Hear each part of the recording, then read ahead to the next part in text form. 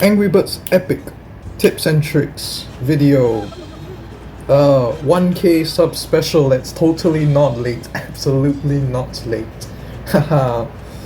Yes. Okay, let's get into this. No delay. First tip, tap and hold. The game literally teaches you this. Okay, but everyone makes mistakes. Grown adults or not grown adults, little kids, grown adults, looking at specific grown adults. Tap and hold, it tells you about the something. Okay, knowledge is power. Information is important. Basically, in order to defeat your enemy, you need to know your enemy. You literally... Or you can just tap and hold on your own stuff, and then you learn about your stuff. My next tip is this one is going to apply for in general wave battles and outside the arena. Always bring a healer. So in arena, your birds can come back. Like on screen, I have arena B-roll going on. So that's why healer is less important in the arena, although there's genuinely good healer strats in the arena. But in a normal battle, your birds are not going to come back. You take damage, that's it. You're not healing it back unless you actually bring a healer. So my suggested healers are first off, Druid, okay. Rainbird and Samurai, okay. Not Samurai, dear gosh. Yeah, Paladin. Rainbird plus Paladin. Okay, not either of these alone. Okay, because they don't provide enough healing on their own. You must have these two together. Who else provides enough healing? The Priestess plus something that can take advantage of the Priestess link or touch, because it's hard for me to explain, but basically if you have Priestess full stop as your healer, you might struggle to heal. But if your battle contains one wave, then yeah, you can probably skip through it by just being super aggressive and destroy everyone before they destroy you. That's for one wave. Okay, multiple waves, you need to make your health, your HP sustainable. Okay, you want to keep your birds alive to fight whatever's in the next wave as well. And speaking of wave battles, it brings me to my next point, the chili. I don't know how to define this point, and on my notes here, I just wrote use the chili wisely. Oh yeah, all the videos here are unscripted. Everything I say here is improv. This is my first take. Yeah. Oh yeah, my fan is still on, but I made sure to not the fan hurt.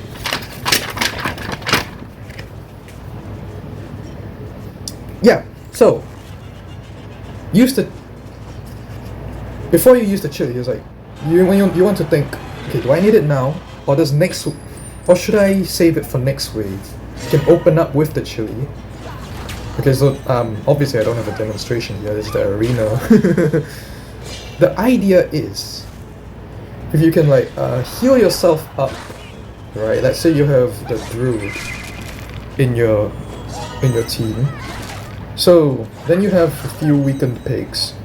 You heal your birds back up, then you defeat the pigs without using the chili, and you get the chili ready, so that next wave you can just, I don't know, give it to Chuck and attack. Something like that. Idea is, don't just use the chili because the chili is full. Oh, and then to link back to my first point about tap and hold, yeah, what was I gonna say? Tap and hold, make sure they don't have dodge.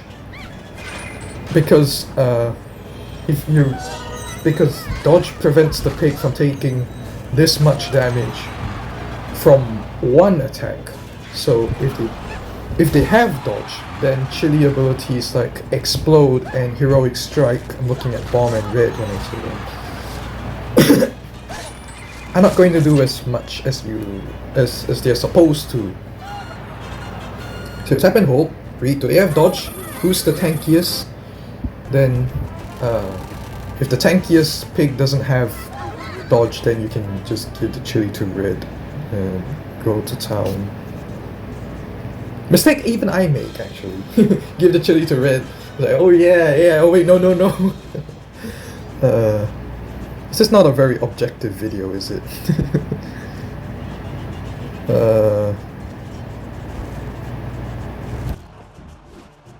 My next point actually goes against one of the in-game tips, which is to hit the smaller pigs first.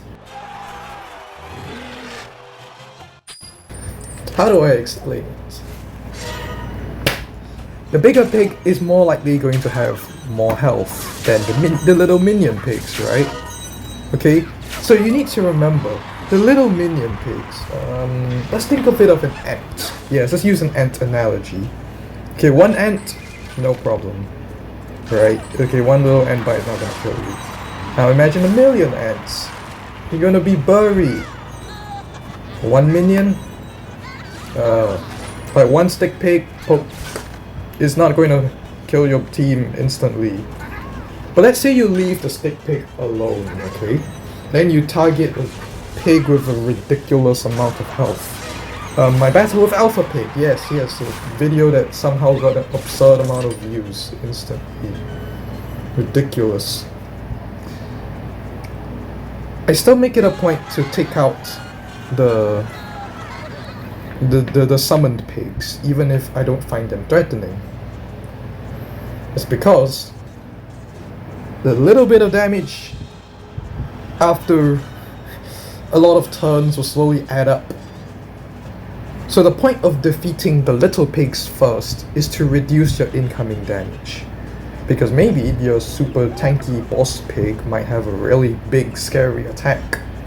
The big scary attack may or may not one-shot some of the birds. I'm looking at Chuck specifically and Blues. And maybe you have both.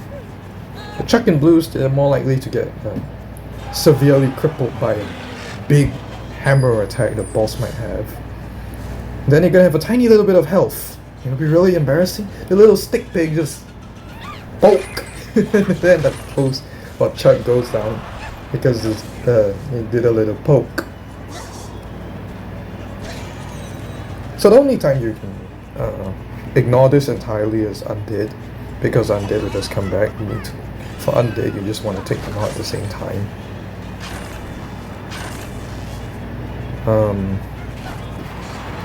So link back to first point again. Tap and hold, analyze, and just in your head, gut feeling, or if you're really good at counting and not lazy person, work out crunch the numbers, and is it worth it to target the little pig first or the big pig first? How did I spend so much time on this one point?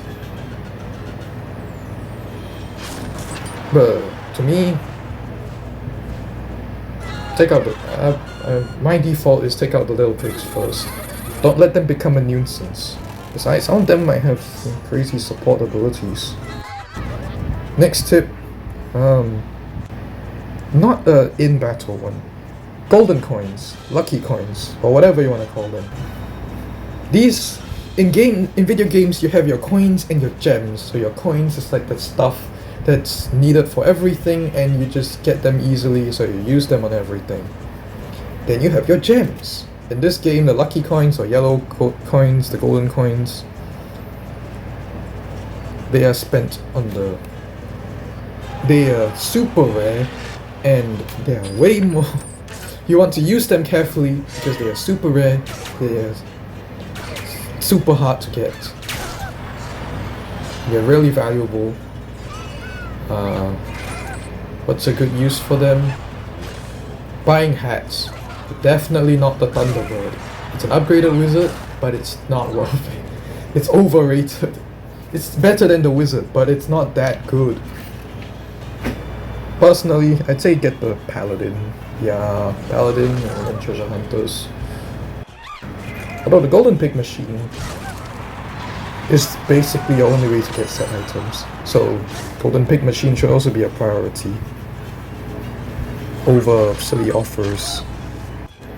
Next, in the wave battle, you want to take advantage of the time jump glitch. Basically, when the pigs are disappearing into little blue XP stars, you tap on the bird that hasn't used a turn. Okay, you see the blue circle, you quickly tap on it, and then next wave, you just use his turn after he attacks or does something. I've even done a video on how to do it. I'll just put a clip here. Yeah, that should explain that.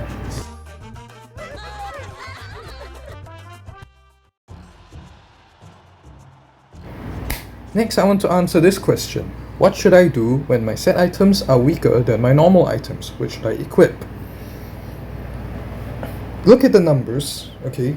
If the set item is significantly weaker than the normal items, then you should equip the normal item, even if you have a complete set. And finally, don't forget about the battle booster and the potions. I tend to forget about those.